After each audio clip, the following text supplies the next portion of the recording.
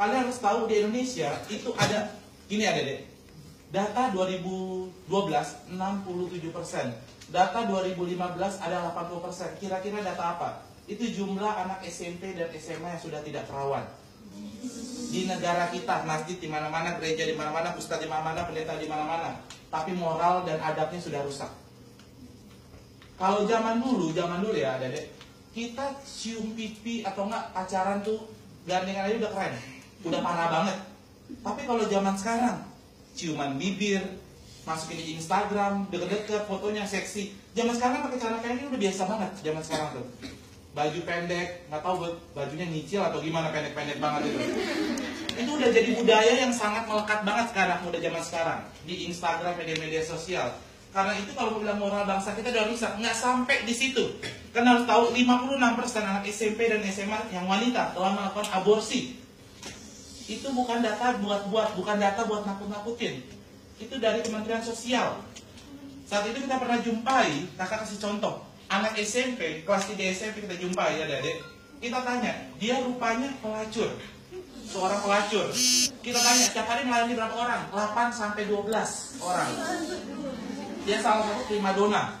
8 sampai 12 orang. Bayangkan, seorang yang masih kecil, yang perlunya harus dapat pendidikan, harus bekerja keras, dan akhirnya dia harus rela kehilangan kerawanannya yang hilang, kemuliaannya demi apa? Uang. Dan kenapa? Rupanya awalnya karena narkoba. Nanti kakak bakal jelasin efek narkoba apa sih bisa bikin seks dan premanisme. Nanti kakak bakal banyak bahas next.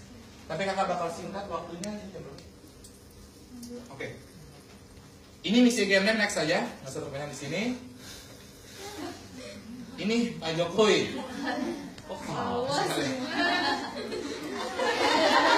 ini cogannya Indonesia nih. Siapa ketawa lah Jokowi? Pak Jokowi itu menyatakan Indonesia darurat narkoba. Adik-adik harus tahu di Indonesia 50-70 orang mati karena narkoba per harinya. Bahkan di setiap harinya Indonesia setiap tahunnya 15.000 sampai 20.000. Indonesia menjadi pembunuh generasi mudanya sendiri dengan narkobanya. Nanti kita bakal bahas next. Kalian harus lihat ini 15.000 sampai 20.000. Terus di sini kurang lebih 3 juta manusia diaborsi per tahunnya. Bayangkan, mereka orang-orang yang harus nanti bisa jadi pemimpin akhirnya diaborsi sama penduduk Indonesia. Dan ini setiap tahunnya nggak pernah menurun, adik-adik, selalu naik. Next. Awak mulu. Oke, next. Next aja dulu. Ini yang lengkap banget ya, Ustaz. Next. Oke, adik-adik.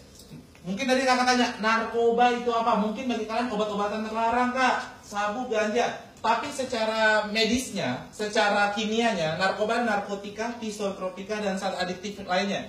Yang bila dimasukkan tubuh manusia bisa mengaruhi kita singkat, pikiran, suasana hati, perasaan, perilaku. Kalian ada yang tahu kasus Afriani gak?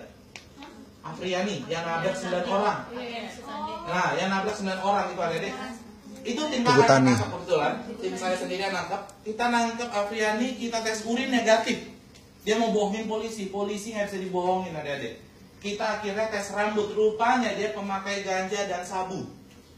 Kenapa dia bisa nabrak 9 orang itu dan dia tega? Rupanya dia pakai ganja dan sabu itu kenapa? Kan saya tanya, kenapa kamu tega? Maaf Pak, saya pikir saya nabrak anak-anak ayam. Bayangkan, manusia dianggap anak-anak ayam. Kenapa? Karena dia pikirannya dan perasaan perilakunya udah dirubah sama narkoba. Kalian kasusnya siapa? Christopher ya?